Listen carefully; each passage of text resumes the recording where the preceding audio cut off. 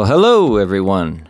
Ogre27 Kane here today, and we're gonna do a review of Ys VIII, the Lacrimosa of Donna for the Nintendo Switch. Let's do a little bit of an overview and figure out what this game is all about. Well, first up, I want to start out by saying this game was shown to me way back in the day on the PlayStation Vita by my good friend James. This game is absolutely fantastic and, in my opinion, the best game in the entire Ys franchise. I love Ys 9 and I love the other games, but this game has a certain charm to it, a certain length, a certain depth to the story that's frankly unmatched with all the other games in this series. So in my opinion, this version is by far the best version to play.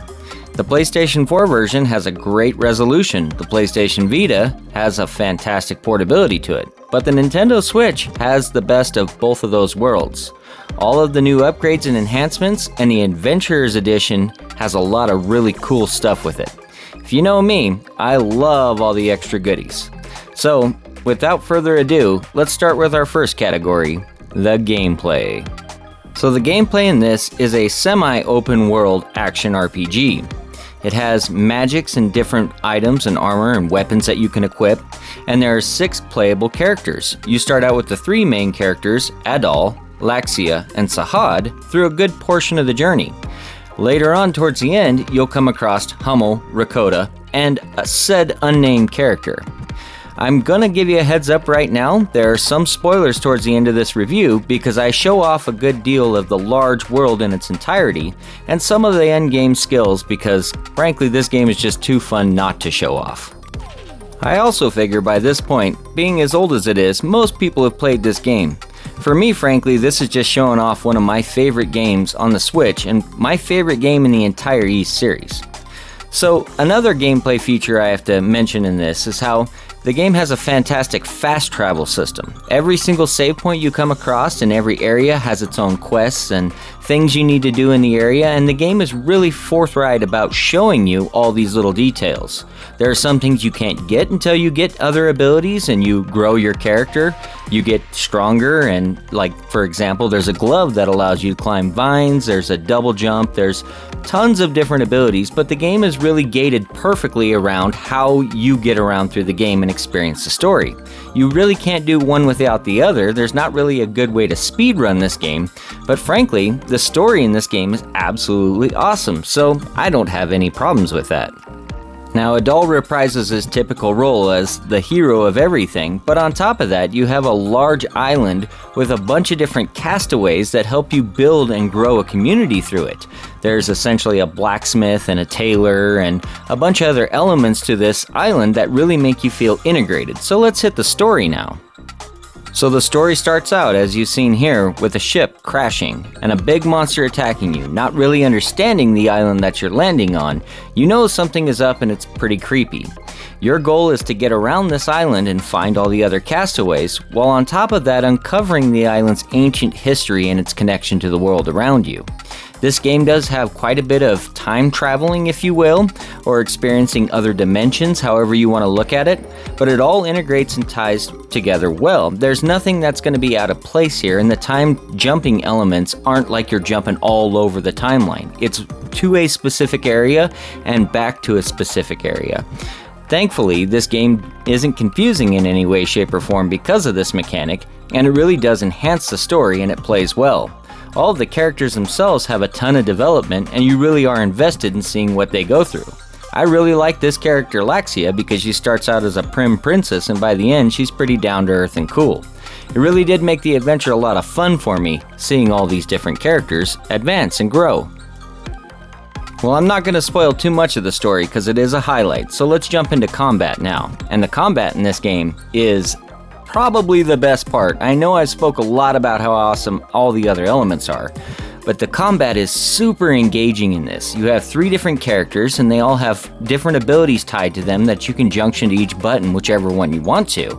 Each character responds with a triangle, if you will, of how they attack. There's a heavy attack, there's a pincer attack or a poker attack, and then there's a slashing attack.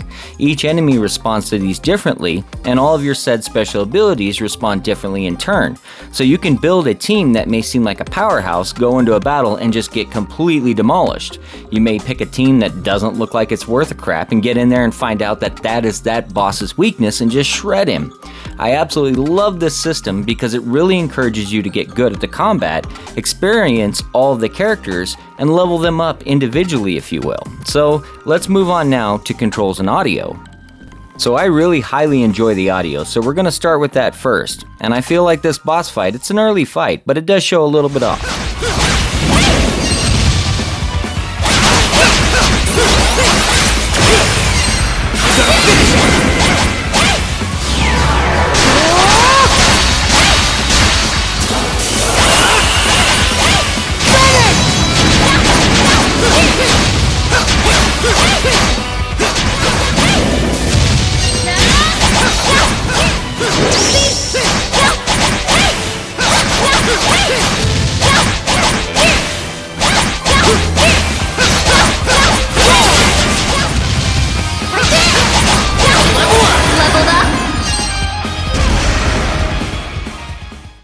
So the soundtrack is absolutely amazing in this game, and I love the heavy metal beats all the way down to the softer beats and how it plays into the emotion of the game.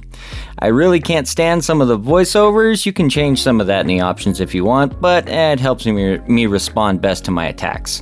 Let's talk about the controls now. So at first I really struggled with the controls on this because it's not really connected to most other action RPGs I've played. It really has its own control scheme. But once you get into it and you fully understand it, they make sense and they work well for what they're trying to do. You have your dodge move and you have a heavy attack and a light attack, and then you can shift and move between characters to switch up that triangle of attacks, if you will. You also have flash moves, as you've seen here on the screen, which you can jump through an enemy attack if perfectly timed, and there are other elements that are involved as well. The controls take a little while to get used to, like I said, but once you do, you'll find that they work absolutely fantastically for the game. And once you put on the abilities that you want in the order and schemes that you have, the game actually shows itself off really well. So I was not impressed at first, but then became completely impressed. Let's move on now to the next category, graphics and animations. Well, considering all the frame rate and resolution updates that we got to this game, it does run at a true 1080p. I'm not totally sure on the frame rate because it does have hiccups from time to time, but it is certainly much more stable and better than it was on the Vita. Yes, that system really showed off its power with this game, and this game really was a highlight for me on it, but playing it now on a current console, I don't think I could ever go back. Falcom did a fantastic job, and they really put some time and effort into this. Not only that, but the Adventurers Edition also comes with a map and some cards and some other things, and it really does give you the extra boost that you need. The art style holds up on this fantastically, and the animation quality really lends itself well to the battle system. I didn't have any issues dodging or bouncing around an enemy because of things like frame rate. It really showed off how stable this game is, and how gorgeous on top of that it is. I really hope that you pick this game up because it is complete on the cartridge. So let's do conclusion now. So in conclusion, this is absolutely the definitive edition of this game and definitive way to play this game. It has all the portability of the PlayStation Vita with all the enhancements of the PlayStation 4. Yes, this game is pretty pricey now. It'll run you between $80 and $150 online. But I will tell you right now, it is worth it because it is complete on the cartridge, and the game is absolutely fantastic. Being my favorite game in the Ys series, it really shows off and highlights what they could do with this concept of an open world. I hope newer consoles eventually get something like this. So thank you for watching today's video. It was a blast to make. I upload every single Monday. If you enjoyed this, please like and subscribe, and have a great rest of your day. This is Ogre27Kane signing out.